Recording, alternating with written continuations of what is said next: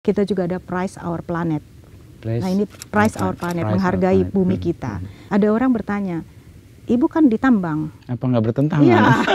Kok ngomongin lingkungan? Okay. Justru menurut saya bahaya ya kalau seorang pemimpin di tambang itu tidak peduli dengan lingkungan. Karena yang kita gali ini kan lingkungan hidup ya. Kemudian apa yang kita ambil ini tidak bisa kembali lagi. Jadi dalam proses penambangannya harus sangat hati-hati dan selalu harus pikirkan dampaknya ke depan itu seperti apa. Kalau tambang itu nggak bisa jangka pendek, harus bervisi jangka panjang. Kalau jangka pendek bahaya ya karena kan selalu fokus apa yang bisa dia dapat hari itu kan. Planet kita ini tidak akan bisa dekarbonisasi tanpa nikel Indonesia. Nah, penting saya rasa untuk terus menggaungkan bahwa nikel ini adalah solusi untuk permasalahan perubahan iklim, sehingga penambangan dan pemrosesannya pun harus ramah lingkungan, rendah karbon. Kalau tidak, what's the point?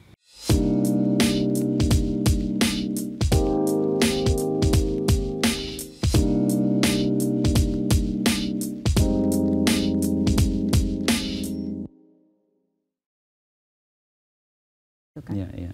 Ya, emang itu sesuatu yang beriringan kan, paralel ya, jadi satu.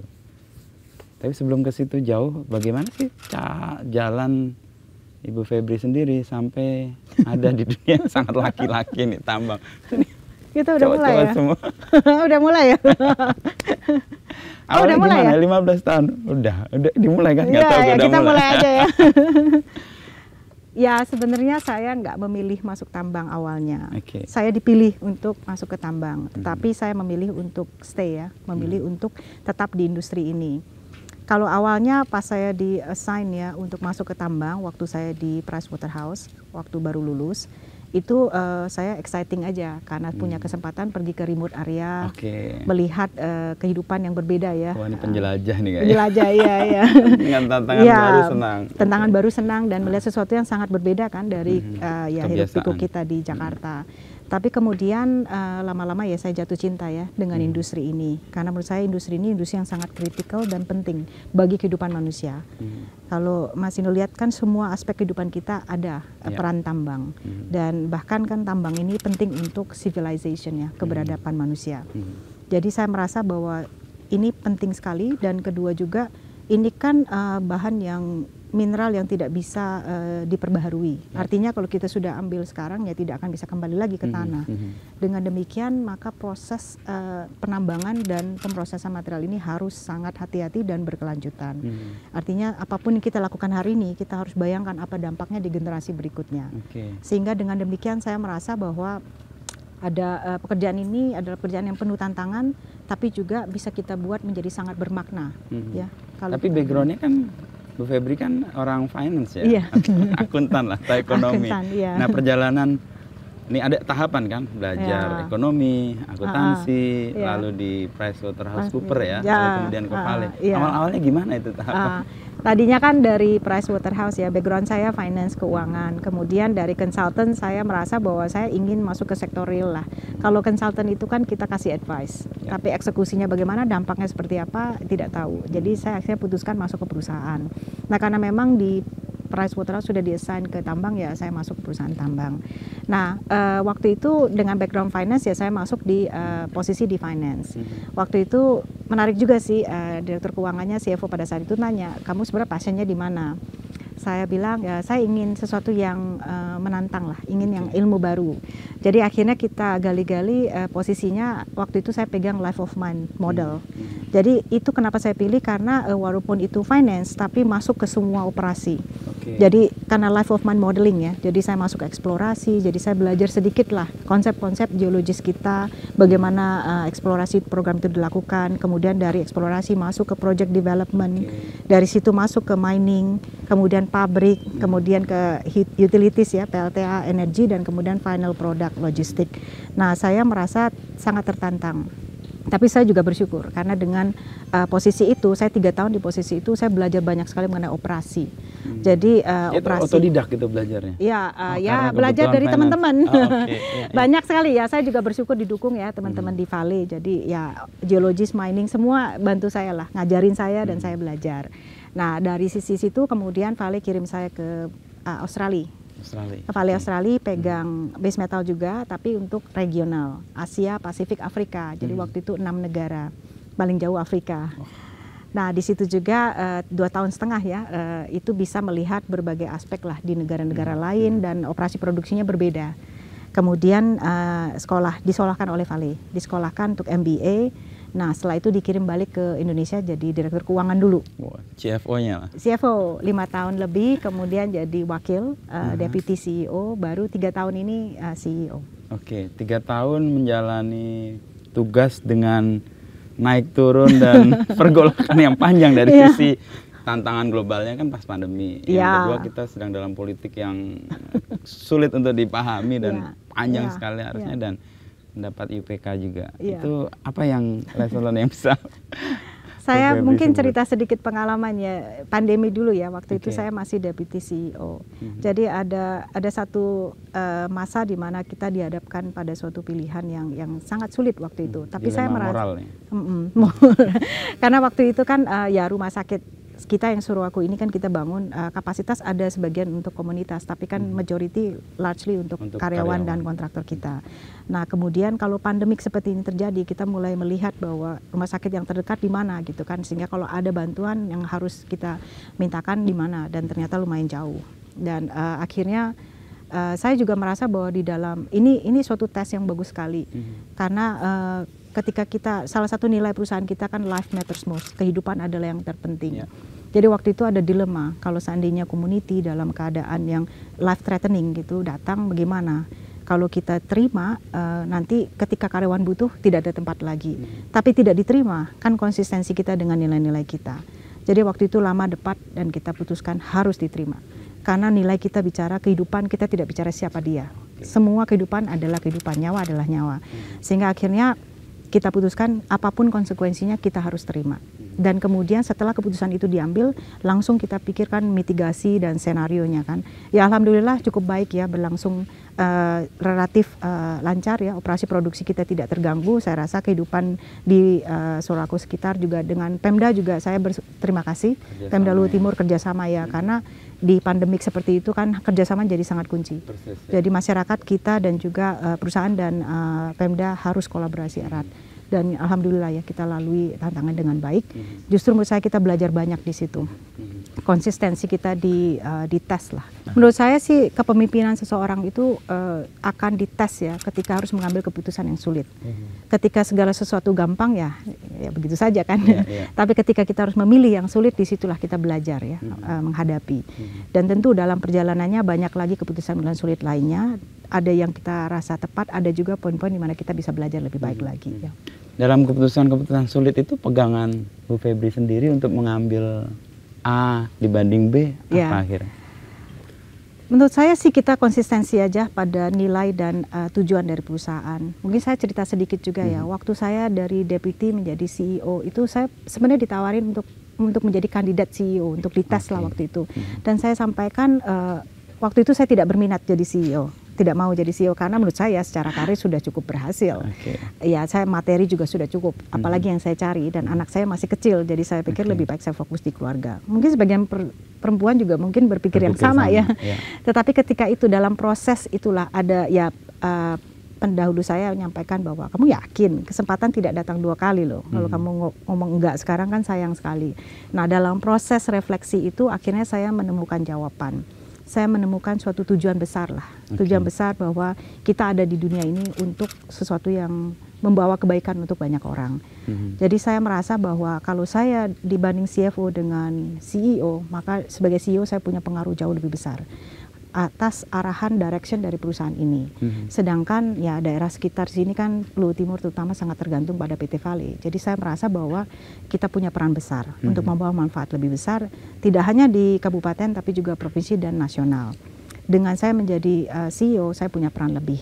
Nah, saya berkaca dari pemikiran itu bahwa kalau saya hanya fokus pada diri sendiri, karir saya, materi, kehidupan saya, maka pilihannya tidak. Tetapi ketika kita sudah memikirkan dampak kita, peran kita untuk orang lain dan masyarakat besar, maka menjadi ada suatu tujuan, memberikan suatu makna. Kenapa? Saya akhirnya memilih, oke, saya akan bertanding untuk posisi ini. Ya. Nah, kalau itu dasar yang membawa saya kepada posisi ini. Dengan demikian dalam kehidupan sulit, keputusan tadi keputusan sulit, maka saya selalu berkaca pada tujuan keberadaan kita ini apa. Kemudian nilai-nilai kita itu apa. Perusahaan kami ini ada 5 nilai. Pegangan itu yang sangat penting. Saya rasa nilai itu kan menjadi kompas ya, menjadi guidance. Ketika kita lagi sulit, kita lihat apakah kita konsisten dengan nilai tersebut. Ya tadi sudah satu contoh ya, life matters most, kehidupan adalah yang terpenting. Kita juga ada price our planet. Nah ini price our planet, menghargai bumi kita. Saya sering passionate sekali dengan topik lingkungan hidup. Ada orang bertanya, Ibu kan ditambang. Apa nggak bertentangan? Iya. Kok ngomongin lingkungan? Okay. Justru menurut saya bahaya ya kalau seorang pemimpin di tambang itu tidak peduli dengan lingkungan. Karena yang kita gali ini kan lingkungan hidup ya.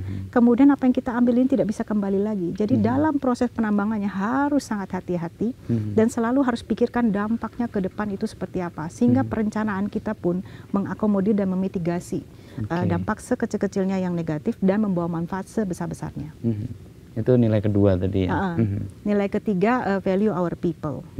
Ya artinya people pun kita tidak bicara karyawannya, kita bicara seluruhnya. Ya, karena kan kita eksis untuk serving society ya. Jadi people itu yang membangun perusahaan ini dan yang mendampingi dan yang yang kehidupannya terdampak akibat kita juga perlu kita perhatikan. Nah kemudian ada act with integrity. Act with integrity. Integrity. Jadi apapun yang saya sampaikan tadi, apa poinnya kalau tidak ada integritas? Itu penting sekali. Yang terakhir ya make it happen. Artinya jangan banyak ngomong lah kalau hasilnya nggak ada ya. Intinya semua yang bagus itu dengan dibungkus dengan integritas yang baik harus terrealisasi. Ya. Itu value kita. Nah, value ini kemudian ditranslate menjadi behavior. Kalau value ini kan guiding principle ya. Kemudian apa sih behavior yang diharapkan dari semua karyawan, terutama direksi, karena direksi itu apalagi saya ya, ini role model. Jadi apapun yang saya sampaikan, yang saya tidak sampaikan, meeting yang saya hadiri dan tidak hadiri, keputusan saya untuk melakukan sesuatu itu selalu harus berkaca pada behavior ini. Apakah kita konsisten? Karena yang melihat kita banyak, karyawan kita kan anggota kita melihat kita. Kalau kita tidak konsisten, tidak akan ada respect dan tidak ada trust. Bagaimana mereka akan ikut kita dalam pergerakan ini? Jadi behavior kita itu obsessive to safety dan risk, keselamatan dan manajemen resiko. Itu konsisten dengan nilai tadi life matters most, maka behaviornya adalah safety ya, obsessive to safety dan risk. Dan saya merasa pemimpin yang baik itu tidak mungkin tidak ada elemen kepedulian safety-nya. Bahkan saya sampaikan di banyak forum untuk karyawan kita juga, penghargaan tertinggi seorang pemimpin atau perusahaan pada karyawannya adalah kepedulian yang tulus atas keselamatan. Apa poinnya dikasih gaji dan bonus besar kalau kita tidak peduli dengan keselamatannya? Ini sangat-sangat fundamental. Dan purpose kita itu kan improve life and transform the future together. Jadi improve life, kehidupan. Bagaimana sangat tidak konsisten kalau kita ada untuk serving life, ternyata tiba-tiba kita merusak kalau ada fatality atau life loss ya. Jadi itu sangat fundamental dan tidak boleh. Saya rasa itu selalu adalah nomor satu. Kemudian behavior kedua adalah open transparent dialogue. Nah ini di Indonesia kita punya budaya kan lumayan hierarkikal ya. Justru menurut saya ini yang kita akan coba rubah. Bukan berarti tidak respect kepada atasan, tetapi dialog yang terbuka dan transparan ini sangat penting. Justru menurut saya bahaya kalau nomor satu atau di bawah direksi itu tidak mau lagi berdialog. Kita harus banyak terbuka dan berdialog, menciptakan suasana yang aman sehingga bawah itu berani berbicara. Karena kita melihat kalau di atas ini kan kita tidak melihat lagi ke atas, justru yang bawah melihat kita. Jadi mereka punya feedback itu sangat penting. Justru kalau saya mau cari feedback yang membangun, harus ke bawah. Karena mereka melihat kita sebagai pemimpin kan, mereka yang harus menyampaikan di mana kita kurangnya. Dan menurut saya kalau kita mau mendengarkan vulnerability ya, kita mau menunjukkan bahwa kita tidak sempurna. Di situ ada proses engagement yang luar biasa. Dan saya pun belajar kan, kita semua belajar. Dan di situ ada juga bounding kan, hubungan yang berbeda, kualitasnya akan jauh lebih baik. Dan lebih genuine juga kan relasinya. Dan kita kan tidak melihat semua ya, kita di kantor dengan semua berani untuk open dan mau dialog terbuka, kita akan dapat masukan yang jauh lebih berharga lagi. Ya. Itu yang buat Bu Febri juga sering ke lapangan. Sering. Dan kayak, saya heran sendiri nih Bu Febri beneran nih bawa koper sendiri, semuanya sendiri, dan itu santai-santai aja. Iya. Itu nggak apa-apa, ini ambience kita juga. Iya. Nah, menurut saya ya, kita sebut gemba ya, itu bahasa Gemba, ya? Jepang ya, gemba. Itu adalah bagian dari manajemen rutin turun ke lapangan. Ini fundamental sekali, karena dengan kita turun ke lapangan, gemba, itu kan kita menunjukkan kepedulian kita yang tulus dan melihat langsung tantangan yang mereka hadapi. Jadi kalau teman-teman di bawah anggota menceritakan masalah mereka, kita bisa lihat langsung. Dan kadang-kadang kan kalau kita meeting di Jakarta, di mana, itu kan di meeting room kita dapat slide. Kita baca-baca, tapi kan realita di bawah kita hanya tahu kalau kita turun ke bawah. Nah, di situ penting sekali untuk menunjukkan kepedulian kita yang tulus. Kedua, saya belajar banyak. Justru saya semangat ya. Kalau saya lagi capek itu justru saya ke site.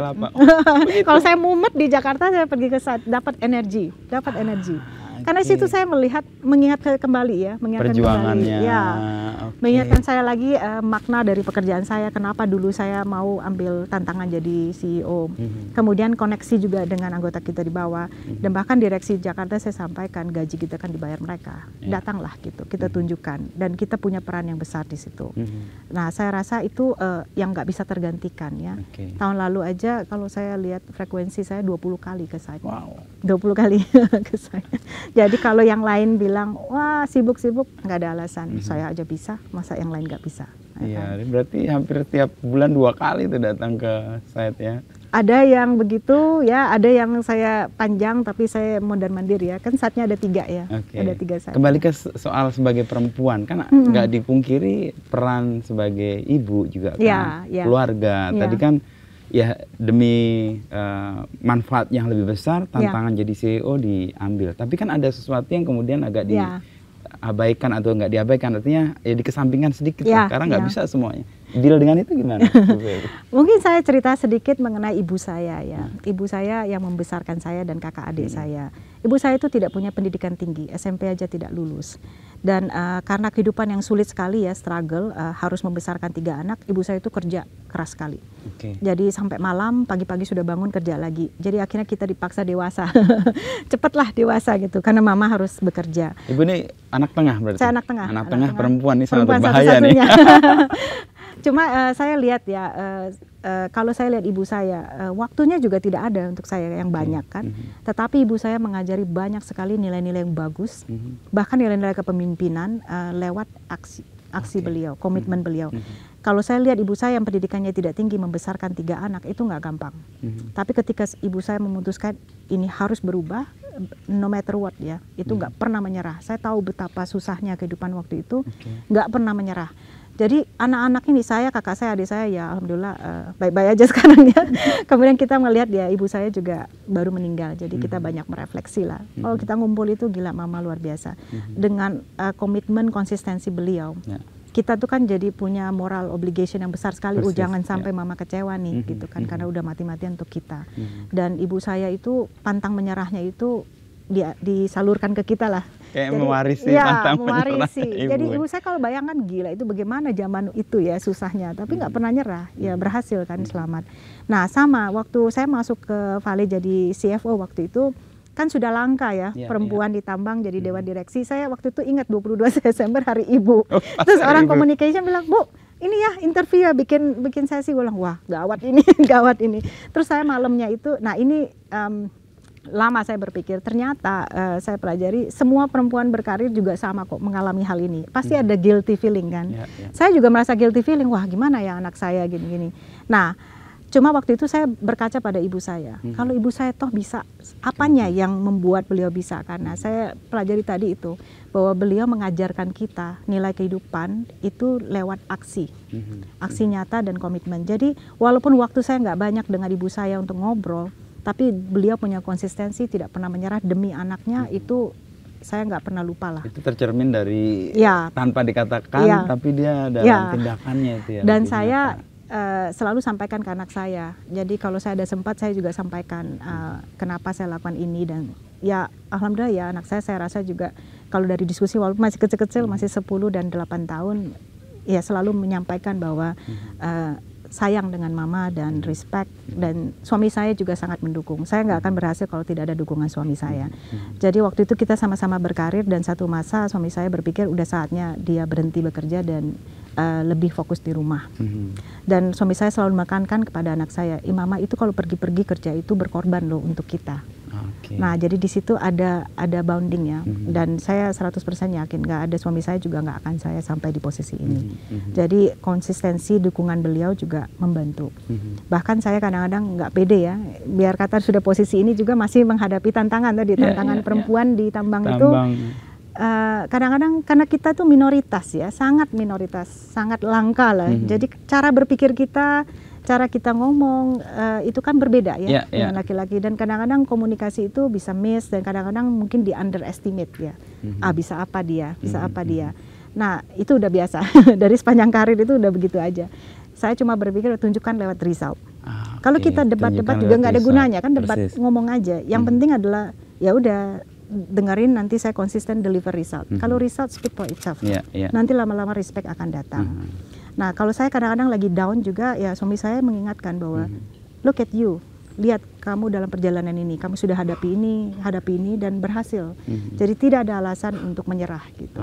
Itu Jadi menguatkan juga, memberikan saat-saat perlu kendor atau apa. Iya, pasti ada lah namanya manusia. Tapi pengalaman disepelekan itu bukan sesuatu yang menyenangkan, bahkan kita justru punya kesempatan untuk menunjukkan sesuatu. Saya rasa, nah itu harus mengontrol emosi dengan baik ya. Jadi misal kan masih adalah stereotyping, oh perempuan itu emosional, laki-laki lebih rasional gitu ya. Kalau menurut saya sih emosi itu aset yang luar biasa. Kalau kita bisa regulate dan kontrol. Yang jelek itu kalau nggak bisa dikontrol, tapi kalau emosi itu dikontrol dengan baik, itu powerful.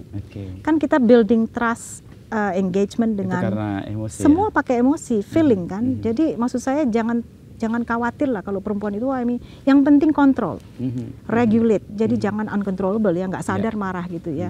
Ketika harus marah gitu. Jadi bedakan antara ini control environment atau tidak. Kalau kelepas pasti adalah momen-momen itu, tapi setelah itu terjadi kita refleksi, oh tadi harusnya saya mengontrol.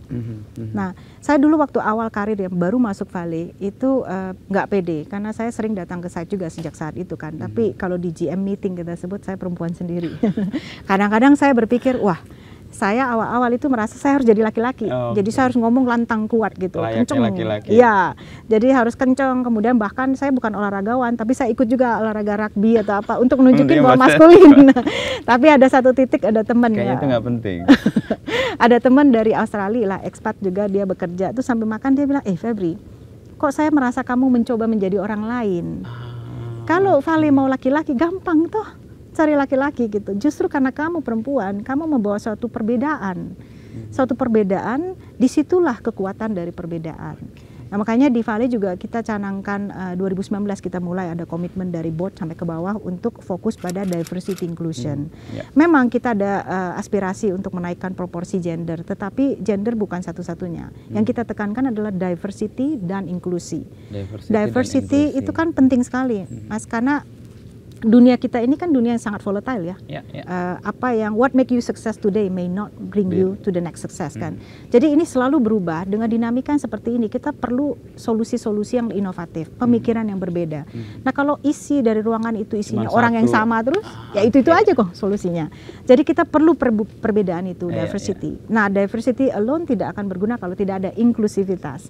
Inklusif kan menciptakan environment yang aman sehingga semua orang bisa berpendapat dan merasa dia bagian dari diskusi ini. Di situ baru keluar semua kolaborasi-kolaborasi penting. Saya merasakan perbedaan yang sangat signifikan di Dewan Direksi aja, diskusi kita, topik kita itu jadi wide. Kalau dulu saya ingat awal-awal tuh operation terus ya, atau legal terus, tergantung siapa yang mimpin. Sekarang beragam. Nah, sekarang lumayan. Kita ada operation masuk, kemudian kita masuk community sosial ya, lingkungan ya, semua beragam, legal ya. Jadi saya merasa perusahaan juga ini juga mungkin salah satu penjelasan dari banyak ya, kalau statistik dunia menunjukkan diversity yang makin tinggi, performance-nya makin bagus. Kan. Nah ini kan better decision making, dari sisi risk management juga lebih wide perspektif kita. Tapi tentu ya penting untuk ada inklusivitas, karena kalau enggak nanti berdebat aja terus nggak ada solusi. Nggak ada solusinya. Artinya diversity sama inklusi itu bagian dari sistem untuk membuat perusahaan justru lebih bagus lebih mungkin sustain, lebih kuat menurut ke saya depannya. Jadi decision keputusannya lebih baik kualitasnya, itu yang saya rasakan. Kemudian juga inovasi juga, pemikiran-pemikiran inovatif ya itu juga lebih ada kebanding kalau hanya satu tipe kan. Dan dunia sekarang ini kan sangat volatile ya, informasi uncertainty tinggi sekali. Jadi memang sudah tidak bisa lagi bahwa chain of command, satu orang bicara begini semua ikut. Menurut saya itu akan tidak cocok ya dengan environment saat ini. Environment kita dunia sekarang perlu kolaborasi, perlu pemikiran yang lebih banyak. Disitulah the richness dari keputusan diambil. Nah ini saya percaya, sangat percaya. Jadi waktu kita mulai campaign mengenai diversity inclusion 2019, memang kita mulai dari perempuan, karena perempuan ini yang paling mudah sebenarnya. Bisa dihitung secara kuantitatif. Dan kan populasi kita setengah sebenarnya perempuan. Setengah lebih malah. Iya, nggak ada alasan toh kita mana talent perempuan itu. Kenapa kita nggak bisa jaring? Kalau misalnya kemarin kan awalnya ya classic story lah. Waktu di challenge, Bu yang apply aja cuma 11%. Bagaimana mau naik? Ya mungkin pertanyaannya kenapa yang apply hanya 11%? Apa cara mendekatinya kurang? Mungkin ada hal-hal cara kita mendekati, cara kita mempromosikan mungkin yang tidak inklusif sehingga perempuan tidak merasa tertarik bergabung. Nah ini hal-hal yang kita pelajari. Kemudian juga saya merasa bahwa ya ini kan awal-awal ya dalam proses itu juga banyak sekali debat. Ya kalau yang laki-laki mungkin what is it for me? Kan kenapa saya harus dukung gitu. Mungkin ini pertanyaan bisa ditanyakan kepada para laki-laki ya di Vale. Tapi kalau saya lihat sekarang dari diskusi ya, saya merasa alhamdulillah ya didukung ya, disupport oleh GM-GM kita juga. Kalau dari dialog itu kan it's a better environment, Bu, untuk bekerja. Saat ini tuh environmentnya lebih baik dan lebih pintar juga kan kita dengan diversity ini kan kita dipaksa berpikir berbeda. Jadi there are a lot of positive value juga bagi men to support women. Nah ini menurut saya sesuatu yang sangat penting. Apalagi tambang ini tantangannya luar biasa. Jadi kita perlu diversity in thinking dan inklusivitas dan harus bawa lah. Kan the emotion and feeling kalau itu dibawa akan benar-benar bring a lot of impact to humanity. Asal bisa dikontrol. Asal dikontrol dengan baik. Ya, yang uncontrollable ya tidak bisa. Repot itu. Yang tadi Bu Febri sebut soal tambang dan lingkungan, itu kan sesuatu yang harus jalan barengan. Kalau kamu berpikir soal tambang sekaligus berpikir soal lingkungan. Dan tadi kan ngomong soal tambang yang berkelanjutan. Bisa dijelaskan Vale melakukan itu semua. Dan kita ada di danau yang ini seeing is believing sih sebenarnya. Jernih sekali. Ini air danau ini bekas air tambang. Yang sudah diproses. Ya, semua air limpasan tambang kan masuk ke sedimen pond, diolah, diproses sampai aman, baru turun ke berakhirnya di danau ini. Dan danau ini juga sumber air minum, jadi nggak boleh main-main ini. Kalau nggak dikawal dengan baik ya nggak bagus ini kan. Nah, kalau di Vale mungkin ya tadi ya dari purpose kita untuk improve life, kemudian value kita, price our planet, itu tercermin juga dalam performance management. Kinerja yang baik itu seperti apa sih? Nah di Vale itu misalnya saya punya scorecard bonus, itu ada 3 elemen pasti, people, profit, dan planet. Bahkan profit itu 30-40% lah, sisanya itu kombinasi dari people dan planet. Keseimbangan 3P menurut saya penting sekali, karena kalau salah satu diutamakan, dikorbankan yang lain tidak akan sustainable. Jadi ini harus. Dan misi kita kan sebenarnya membawa pembangunan berkelanjutan. Nah ini juga elemen penting, saya selalu percaya bahwa perusahaan ini harus bekerja bersama dengan pemerintah dan masyarakat, baru bisa terbentuk namanya pembangunan berkelanjutan. Nah kalau tadi ditanya apa sih hal-hal yang mungkin kita lakukan ya untuk lingkungan, mungkin saya kalau bahas semuanya banyak. Saya akan bahas di topik-topik yang hot lah untuk mining ya. Hot topic mining misalnya deforestasi. Kan itu global, bukan cuma Indonesia. Fokus global kan mining itu leading toward deforestation. Nah yang kita lakukan apa di kita? Di kita itu kita sebut progressive reclamation. Jadi progressive reclamation. Jadi area tambang aktif itu kita nggak tambang seluruh bukitnya terus baru direhabilitasi, tidak. Jadi kita pecah menjadi kompartemen yang kecil-kecil. Iya, kecil-kecil. Ya, kita hanya buka yang kita perlu buka. Jadi nggak usah dibuka semua baru kemudian reklamasi. Kita buka yang kita perlu buka. Nanti kalau sudah selesai kita pindah kompartemen lain langsung tutup. Ya, nanti kalau orang visitor datang ke tambang itu dia bisa lihat bahwa tambang dan reklamasi itu berdampingan. Jalan beriringan. Betul. Jadi nggak gundul gitu kan. Jadi berdampingan. Tentu ada area yang lebih kompleks dia akan perlu lama. Ada area yang lebih kecil kita bisa langsung beriringan terlihat langsung. Nah, itu satu contoh meminimalisir. Kemudian kita juga bukan hanya reklamasi di dalam konsesi, tapi juga melakukan reforestasi di luar konsesi. Justru yang di luar konsesi sudah jauh lebih besar daripada yang kita tambang. Di area tambang. Jadi saat ini kalau kita total ya reklamasi dan reforestasi sudah sampai mendekati 300% dari yang kita buka. Jadi itu satu contoh kalau kita tidak selfish yang ngelihat area kita saja, tapi kita melihat apa yang kita bisa lakukan di luar konsesi kita, maka net positif jadi sangat mungkin. Jadi bukan lagi bicara net zero maupun net negatif, net positif dari sisi land bank. Tentu bukan hanya land bank, kita bicara juga hot topic berikutnya biodiversity, keragaman hayati.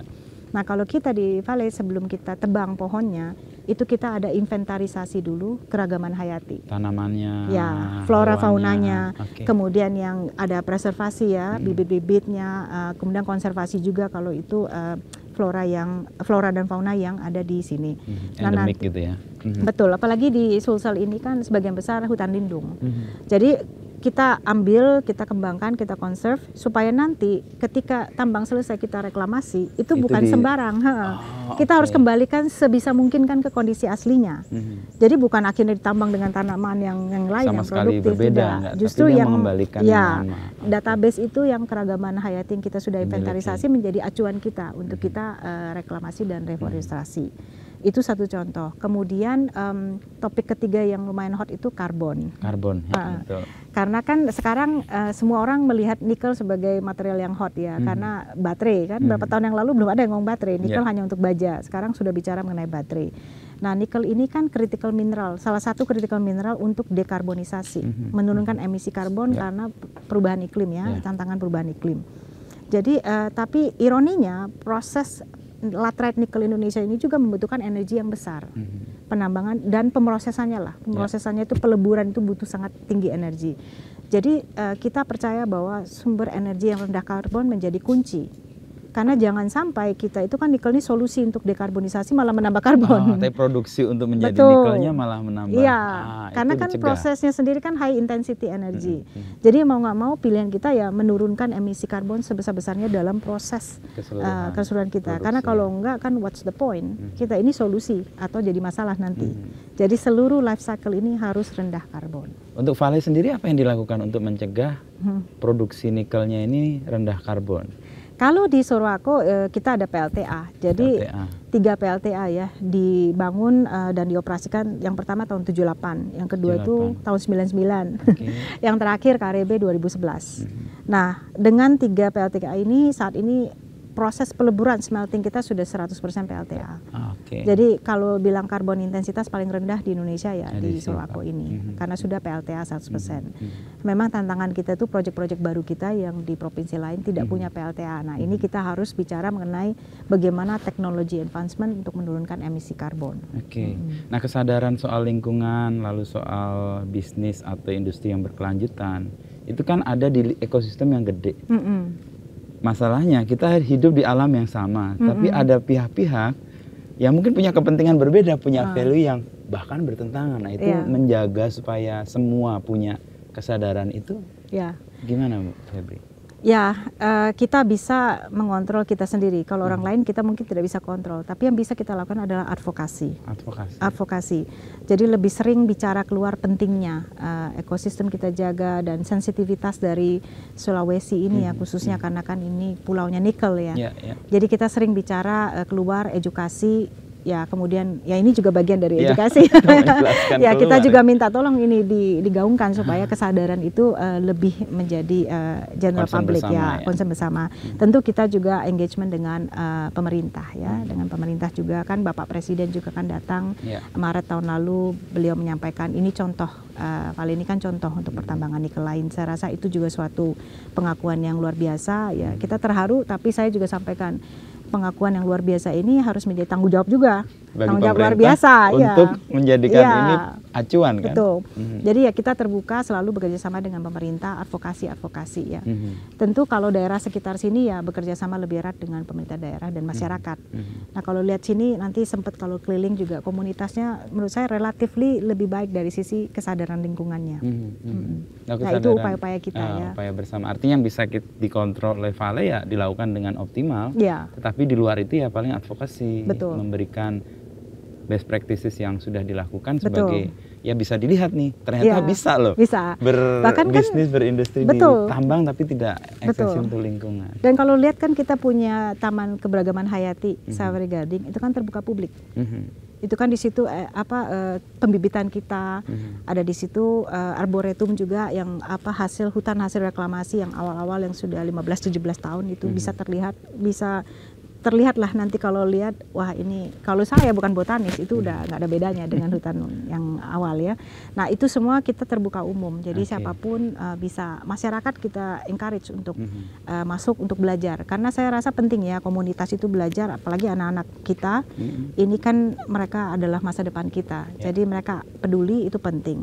Saya rasa generasi muda sekarang juga akan lebih mawas ya, lebih peduli mengenai lingkungan, itu penting sekali disuarakan, jaga lingkungan. Dan kalau tambang itu nggak bisa jangka pendek, harus bervisi jangka panjang. Kalau jangka pendek bahaya ya, karena kan selalu fokus apa yang bisa dia dapat hari itu kan. Padahal tambang ini adalah suatu proses yang berkelanjutan. Lalu untuk hasil yang sudah dicapai dan tadi diberi pengakuan oleh Presiden ya, apakah itu juga yang membuat dunia luar juga menoleh ke sini? Dan saya dengarkan Ford juga serius ya untuk bekerja sama dan bahkan membangun pabrik di sini. Ya. Gimana? Ya itu bersyukur juga sih, kita kan udah ada binding agreement dan sudah dalam eksekusi sekarang ya, itu pembangunan pabrik di Sultra ya, Sulawesi Tenggara di Pomala.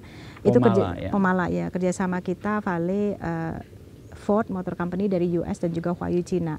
Bahkan waktu speech-nya Bapak Presiden, wah ini Vale mempersatukan banyak negara nih. Yang di dunia global dia bertentangan. Vale sendiri kan ada Indonesia, Jepang, Kanada, kemudian ada US dari Ford, kemudian ada China. Ya, jadi kita bisa buktikan bahwa sebenarnya ya banyak juga yang pertama tentu Ford waktu udah datang ke Sorako dulu ya, sebelum ini ya mereka menyampaikan impress lah, wah ini kita nggak kebayang. Seeing is believing, betul. Iya, karena waktu mereka baca berita, wah Indonesia, wah kayaknya yang dipotret yang jelek-jelek. Tapi ketika mereka datang, wah ini gila.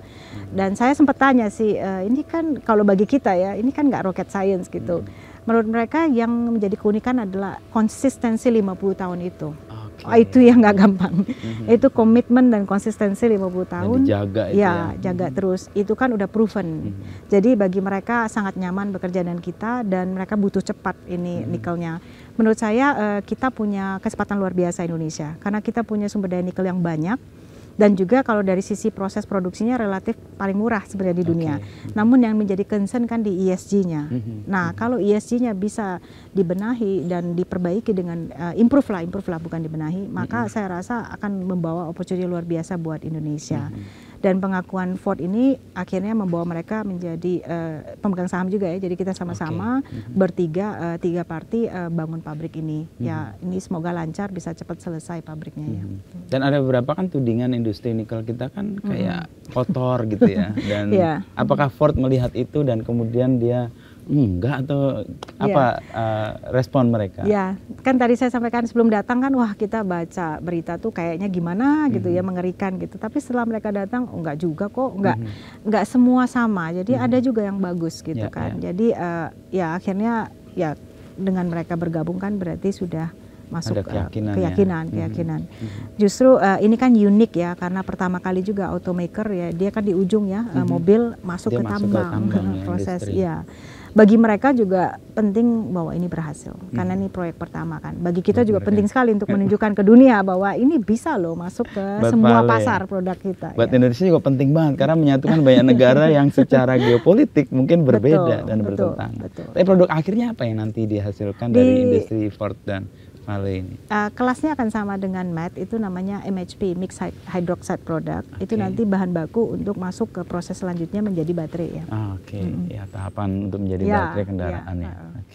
Nah dalam proses untuk kemudian dapat pengakuan internasional, tapi kan respon atas itu kan juga kita ngelihat di luar itu melihat Indonesia, ya mungkin juga ada penambangan yang juga tidak bertanggung jawab itu. Kalau melihat itu gimana Mbak Ibu Febri sendiri?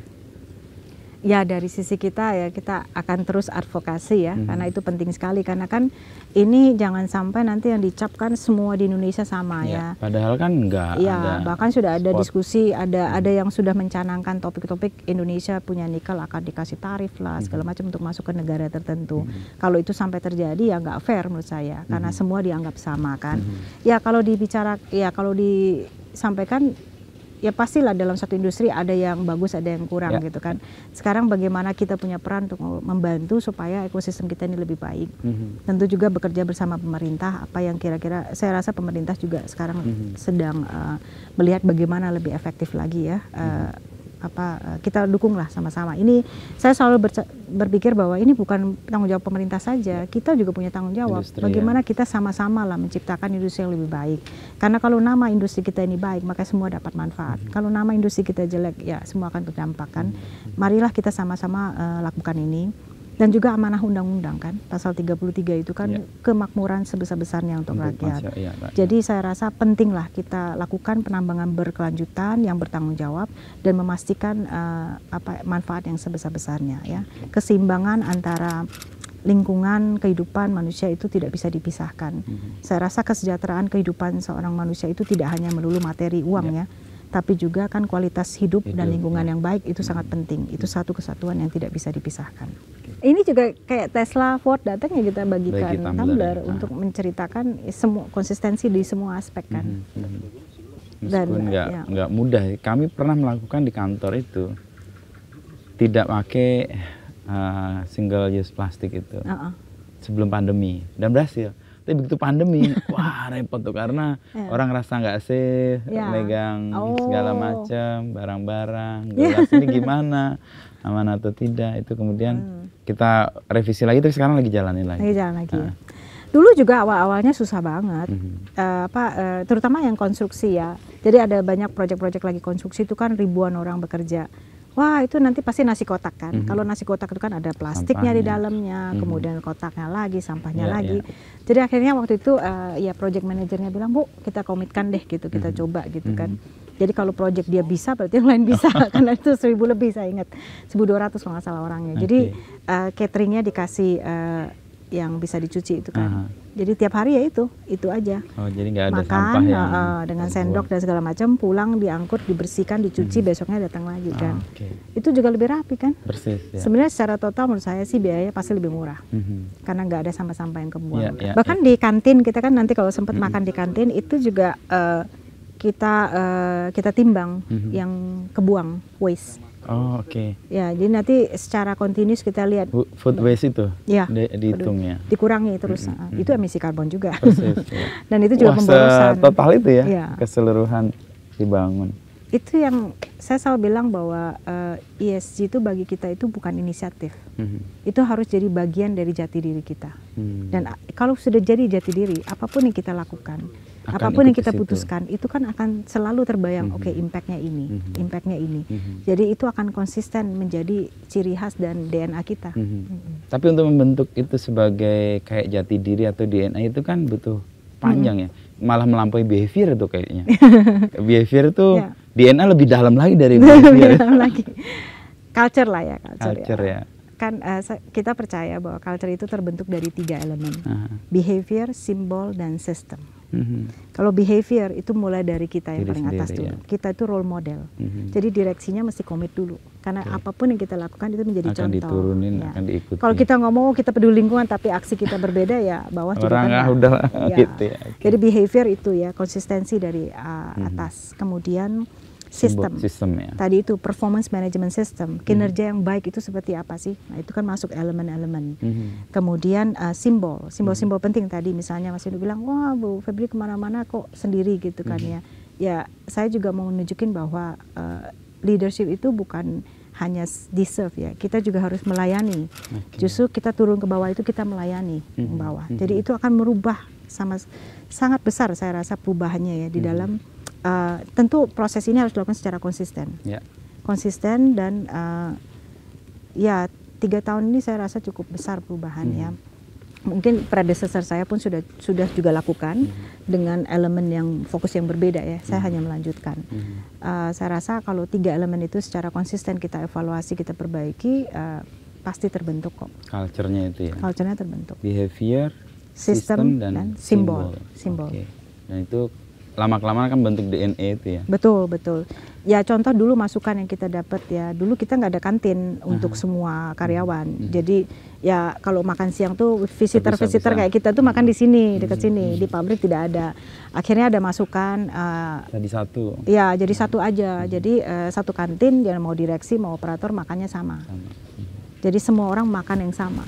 Ya itu juga perubahan yang drastis. Dan bonding juga lebih bagus kan? Ya betul. Artinya yang teman-teman di bawah atau di lapangan ngelihat, oh pimpinan kita juga melakukan hal yang sama. Dan kalau kita makan kan kualitas makanannya juga harus bagus. Jadi konsisten ke bawah semua. Dan kemudian sekarang kita banyak campaign di health, kesehatan. Karena keselamatan tidak akan bisa kita capai kalau tidak ada kesehatan. Nah dengan kantin ini juga mulai menu-menu yang sehat lah, kurang minyak, kurang gula. Oh, itu concern betul ya? Ya, jadi itu kan terbentuk ya. Termasuk tadi food waste tadi ditimbang. Supaya makin hari makin berkurang dan syukur-syukur tidak ada. Iya, karena food waste itu kan pertama pemborosan, kedua sumber emisi karbon.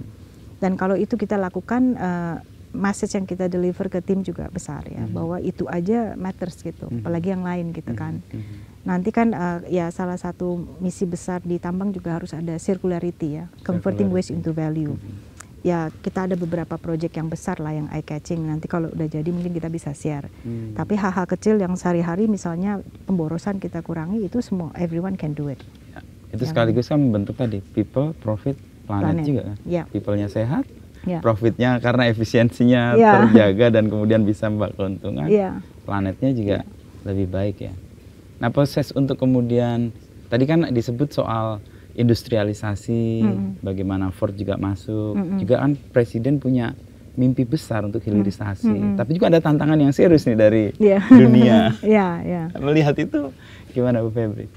Terutama WTO lah ya, ada isu-isu yang membuat kita juga kayak terpojok gitu.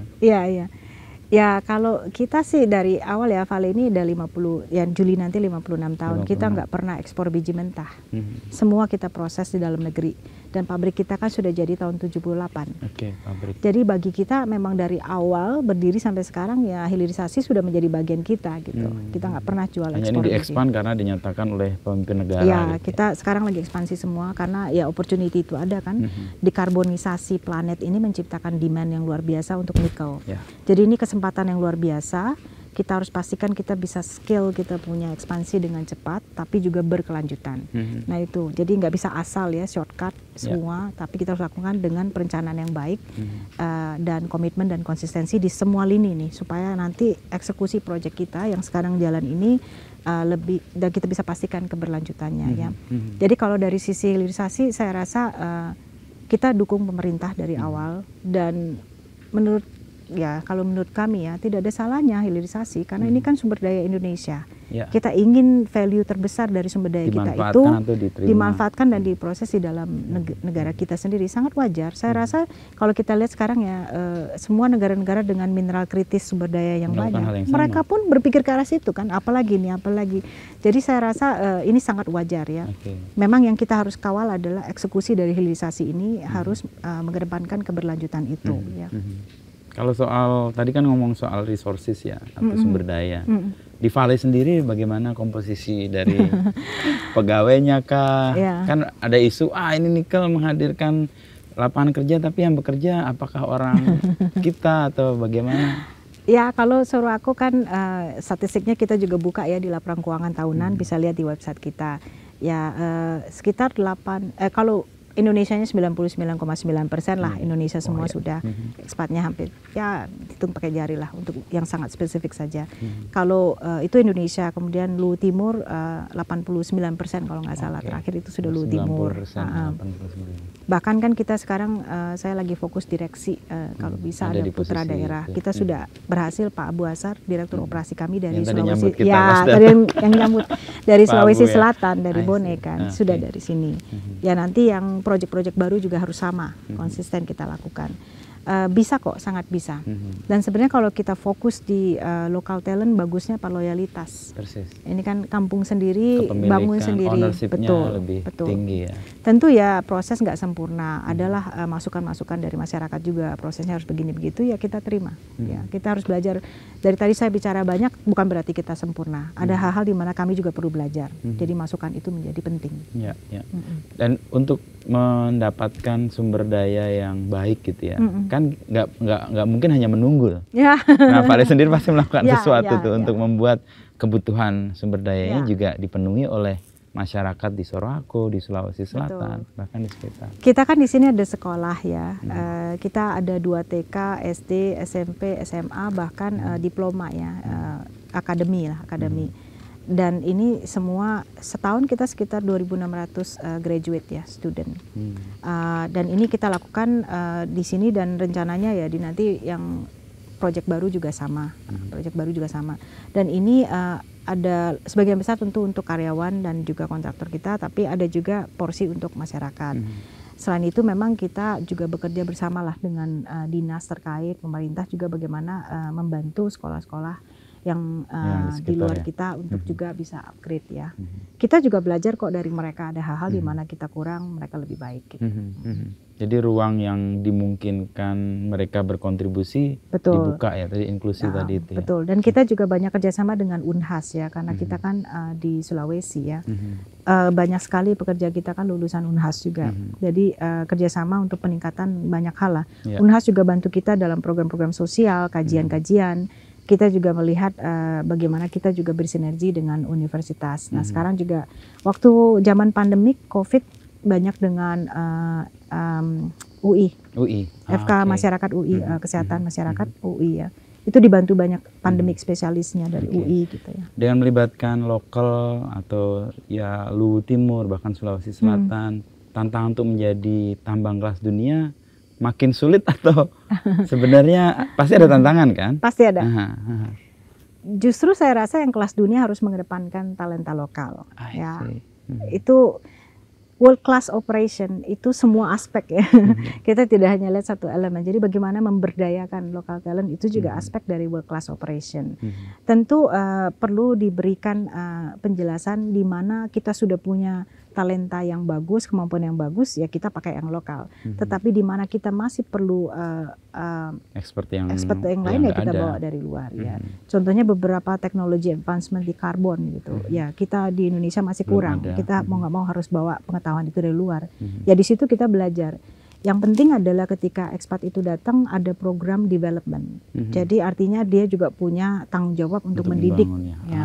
Yang sering kali terjadi itu kan datang aja kerjain tapi kemudian tidak ada ya. Ya itu PR kita lah nanti memastikan bahwa ada program development yang bagus sehingga suatu hari bisa diisi orang lokal ya. Jadi kalau itu dikontrol dan dimanage dengan baik sangat bisa kok.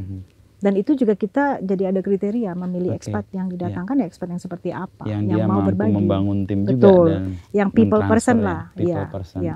Artinya nggak bertentangan antara world class untuk tambang dengan melibatkan lokal sebanyak mungkin. Justru karena keragaman dan lokalitasnya itu akan membuat tim jadi world class ya. Iya. Dan pendekatan kita membangun kapasitas membawa teknologi dan experience itu ke Indonesia untuk kemudian mendidik lokal talent kita itu juga bagian dari world class operation kan.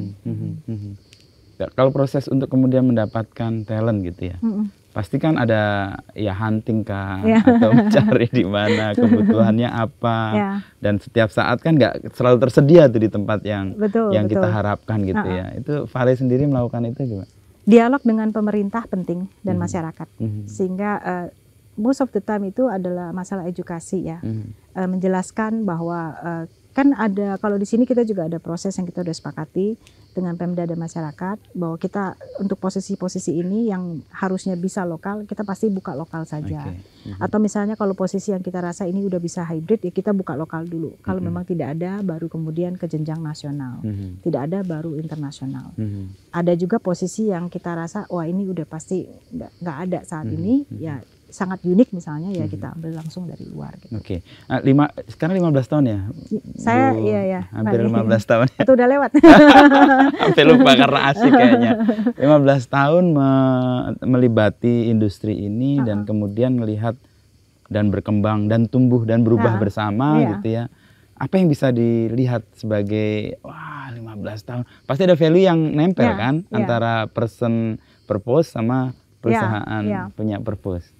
Saya merasa betah ya di sini itu karena itu purpose saya sebagai manusia ya, individu itu terrealisasi, align dengan purpose perusahaan ini. Dan saya merasa selalu diberi kesempatan untuk bisa merealisasikan purpose itu sehingga pekerjaan menjadi bermakna. Bagi saya penting perusahaan itu menciptakan suatu lingkungan di mana kita bisa menjadi diri kita sendiri. Karena kalau kita tidak bisa menjadi diri kita sendiri, bagaimana potensi terbaik itu bisa keluar. Kita setiap individu talenta, manusia itu saya percaya punya kemampuan luar biasa. Jadi kalau dia belum mengeluarkan kemampuan terbaiknya, mungkin harus berkaca apa yang dia bisa lakukan dan apa yang kita perusahaan dan pemimpin harus lakukan sehingga dia bisa tumbuh berkembang bersama kita. Itu makanya Bu Febri juga ditegur oleh sejawat, kamu nggak harus jadi orang lain, nggak harus jadi laki-laki ketika bekerja di tambang, karena perusahaannya justru butuh karena kamu perempuan. Betul, bisa kebayang nggak kalau kita di-constrain dengan stigma tertentu, kamu harus begini, bagaimana potensi terbaik bisa keluar, ya kan? Ya, keleluasaan itulah justru membuat potensi itu keluar ya. Apa adanya ya. Dan punya ruang juga luas untuk menginspirasi yang lain juga sih. Betul. Dari 15 tahun tadi menjadi diri sendiri akhirnya disadarkan bahwa itu penting. Dan proses untuk menjadi diri sendiri kan juga ada tahapannya gitu ya. Tapi itu kan juga memberi dampak. Artinya inklusivitas muncul, lalu tadi juga keragaman bisa diwujudkan. Itu apakah itu juga dampak yang kemudian dibawa oleh Fahli sendiri sebagai perusahaan di Indonesia? Ya, saya rasa ya saya cukup populer kalau hari Kartini ya. Pasti dicari-cari. Karena agak susah cari tokoh perempuan. Yang laki-laki pasti udah. Tapi saya senang karena di situ saya bisa cerita dan mempengaruhi lebih banyak orang. Saya betul-betul merasa bahwa industri ini industri kita ini perlu keragaman, terutama kita perlu lebih banyak perempuan untuk bergabung ya. Tadi saya sampaikan sudah ada banyak yang nyata, saya rasa pengambilan keputusan dan kualitas dan kinerja perusahaan juga. Sekarang alhamdulillah ya, tahun lalu kita pecah rekor ya, akhirnya 10% perempuan, setengah mati loh. 10% akhirnya. Biasanya 8% naik ke 10%. Tapi itu bisa lihat seiring kinerja perusahaan pun baik ya. Dan industri yang begitu penting, yang begitu kritikal, yang perlu inovasi dan pemikiran berbeda, sehingga sangat penting lah diversity inclusion. Tentu kita juga advokasi kita atas sustainable mining itu penting ya, supaya ya kalau dari 10 kita aja bicara 1 aja bisa berubah ikut, ya itu udah 10% kan ya. Jadi jangan pernah give up, itu terus menerus ya kita lakukan. Namun tentu kita harus juga akui bahwa kita nggak sempurna. Kita juga harus belajar sehingga orang juga tidak merasa sombong gitu kan ya. Yang terakhir nih, harapan untuk Indonesia lah dengan industri yang Ibu Febri geluti ini. Indonesia punya resources nikel yang luar biasa, terbanyak di seluruh dunia. Dan juga kita sudah lihat positioning kita penting sekali bahwa planet kita ini tidak akan bisa dekarbonisasi tanpa nikel Indonesia. Nah, penting saya rasa untuk terus menggaungkan bahwa nikel ini adalah solusi untuk permasalahan perubahan iklim, sehingga penambangan dan pemrosesannya pun harus ramah lingkungan, rendah karbon. Kalau tidak, what's the point? Kalau kita bisa terus pegang teguh ini penting. Dan nikel kita ini kan pasti akan end up di negara lain juga untuk mendekarbonize negara lain. Nah, waktu di B20 kemarin saya aktif juga menyuarakan bahwa kan selalu sekarang orang bicara just energy transition. Jadi energy transisi yang berkeadilan. Berkeadilan selalu dilihat dari sisi ekonomik dan monetary.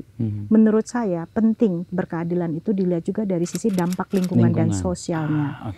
Nah, kemarin saya di B20 juga sampaikan bahwa negara-negara lain yang menggunakan nikel Indonesia untuk dekarbonisasi, Anda juga tidak bisa tutup mata bagaimana nikel itu diproses dan dikerjakan di Indonesia. Jangan sampai menyisahkan masalah sosial, lingkungan, kemudian Anda decarbonize. Jadi harus aktif berperan, masuk ke Indonesia. Mari kita sama-sama pastikan yang terbaik yang bisa kita deliver. Toh kita hidup di planet yang sama kan? Sama. Di sana mungkin kelihatan bersih, tapi proses di sini atau di tempat di mana produksi itu dilakukan nggak bersih, tapi efeknya kan nanti akan menular juga. Disitulah saya juga apresiasi ke Ford, karena Ford bisa jadi mereka kan bisa memilih untuk beli saja, seperti yang lain kan, beli off-take-nya saja. Tapi mereka memutuskan untuk invest kan. Kenapa mereka memutuskan untuk invest? Supaya bisa mempengaruhi juga. Supaya proses kita nambang dan pemrosesan nanti materi ini juga berkelanjutan. Nah, menurut saya itu langkah yang lebih maju lagi. Satu langkah lebih maju, bukan hanya sekedar membeli, tapi juga berperan aktif untuk memastikan bahwa ini supply chain ini memang ESG-nya jadi fokus dan prioritas. Berkeadilan dan berkelanjutan itu jadi poin yang penting didorong. Makanya Bu Febri juga di B20 menyuarakan respon mereka apa dari negara-negara yang mungkin agak tutup mata melihat. Oh, saya rasa ya harus, itu sesuatu yang saya rasa unbeatable ya. Jadi dari sisi mereka, oh ya ada, wah nanti kan polisinya susah begini-begini. Ya jangan pikir susahnya lah. Gitu. Kan nikelnya Anda ambil juga. Marilah kita sama-sama kita pelajari dan kita perbaiki. Ya kan isu-isu klasik kan kayak misalnya green financing itu available duitnya tapi nggak bisa masuk ke negara developing karena gini-gini. Ya jangan begitu dong. Jangan pikir susahnya. Ya? Iya jangan mikir susahnya. If you really mean it kan datang ke sini kita sama-sama kerjain, kita uraikan satu persatu masalahnya apa, kita benahi. Selesaikan. Ya, saya sangat berharap ya komitmen Ford ini bisa menjadi komitmen yang lain juga untuk datang ke Indonesia, berinvestasi, tapi juga memfokuskan pada pentingnya ESG. Jadi kita sama-sama berkontribusi positif, tidak hanya di negaranya yang menggunakan materi kita, tapi juga berkontribusi positif untuk Indonesia, di mana nikel ini dihasilkan. Ini mentalitas yang ditanamkan Ibu nih kayaknya. Jadi jangan lihat masalahnya. Kayak pengalaman pertama kuliah kan juga gitu. Iya, jangan pikir masalah aja. Datang ke Depok lalu kemudian melihat, jadi dibekali uang yang nggak seberapa. Iya, karena kalau kita fokus di masalah terus mau jadi apa? Harus positive thinking ya. Itu juga mungkin juga message untuk perempuan ya. Jangan dipikir tadi kan, oh kalau saya di Kartini itu kalau dialog itu, wah Bu saya merasa bahwa kita dirugikan, oh kita di-treat berbeda, kita begini begitu. Kenapa sih fokusnya masalah mulu gitu ya? Dilihat kesempatannya, kesempatan. Bu ini kan kita di dunia laki-laki, saya bisa berhasil karena dukungan laki-laki. Sepanjang karir saya, mentor saya semua laki-laki. Dan tadi saya sampaikan dukungan suami menjadi penting sekali kan. Jadi kalau nggak ada laki-laki mendukung, saya nggak bisa di posisi ini. Jadi mari kita fokus di positifnya, kemudian kita kembangkan energi positif itu. Karena kalau fokus di masalah terus, mau bikin apa? Itu nggak kelar-kelar ya. Nggak ada kesempatan merantau dari Palembang ke Depok kalau lihat masalahnya itu ya. Dan itu energi yang dikumpulkan jadi bergulir negatif kan kalau kita fokus. Tapi kalau kita berpikir positif, bersyukurlah. Apapun itu selalu ada hal yang bisa disyukuri. Maka energi positif itu akan datang terus, kita bisa terus maju. Ini kayak law attraction gitu ya. Kalau kita berpikir sesuatu yang baik, maka hal baik lain akan berkonspirasi untuk mewujudkan. Makanya saya merasa di pekerjaan ini ya, kalau saya tulus benar-benar ingin lakukan sesuatu yang sangat positif untuk planet, bumi, manusia, keberadabannya. Tantangan sesusah apapun, the universe will help. Itu saya percaya. Ya, saya juga kan baru jadi dirut ya, baru jadi CEO kan 3 tahun ya. Ini bukan hal yang 3 tahunnya di periode yang sangat challenging ya. Kan harus mendapatkan IUPK segala macam. Ya, tapi saya percaya bahwa karena saya di-drive oleh keinginan yang tulus, sesuatu yang baik untuk banyak orang pasti ditolong. Pasti. Dan ketulusan itu terbaca mungkin karena ketika orang menghadapi ketulusan kan ya udah nggak bisa apa lagi ya. Itu bisa terwujud.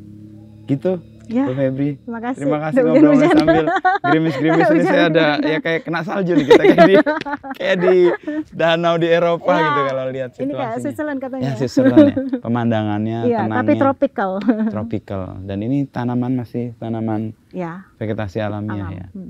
Dan tadi saya ngomong dengan Mas Bayu ini beberapa didata untuk kemudian ditanam lagi untuk pembibitan. Nanti kalau habis ini kan lihat ke nursery ya, ke di taman ke hati kita bisa lihat di situ keberagamannya. Mana yang endemik, mana yang lokal. Dan dengan melihat ini saya jadi percaya juga. Tadinya kan diceritain Bu Febri tahun lalu tuh Mas Bayiman. Kita ketemu di Senayan kan. Begini. Saya agak skeptikal kan awal-awal tuh. Bu Febri pasti ngalamin perasaannya. Ini orang skeptikal banget gitu. Tapi begitu. Justru kemarin banyak yang bilang harusnya ngundang lebih banyak orang datang. So they can sit. Kemudian kalau kita ngomong lebih powerful. Dan kalau ngomong di Jakarta beda kan? Beda dengan di sini. Makanya saya bela-belain mengikuti jadwal Bu Febri yang padat untuk datang. Nyaris gagal nih. Tapi kemudian kita bisa ketemu dan terima kasih bisa bercerita dan banyak hal yang bisa saya pelajari, terutama soal ibu tadi tuh. Kayak nanam DNA ke Bu Febri itu dari ibunya kan? Dan saya agak percaya, bukan agak percaya, makin percaya. Perempuan itu hebat. Itu kenapa saya nikahi perempuan. Di kantor saya makin banyak perempuan, Mbak. Di redaksi itu makin banyak perempuan. Banyak, ya? Dan banyak pekerjaan makin beres. Aduh. Kecuali di sini aja nih banyak cowok-cowok nih karena ini dia begadang dan mau berangkat. Keberagaman, Pak, keberagaman. Keberagaman dan inklusif itu ya. Iya. Menjadi kita dalam situasi yang nggak menentu itu Betul. banyak pikiran yang berbeda. Oh iya bisa dijalankan dengan cara ini ya, bisa begini. Dan perempuan tuh kayak ini apa? Melakukan banyak hal dalam waktu sekaligus tuh enteng banget. Kalau cowok kan enggak. Multitasking. Multitaskingnya tuh otomatis gitu. Iya. Thank you, Oke, Bu thank you Febri. ya. Terima kasih banyak. Ya.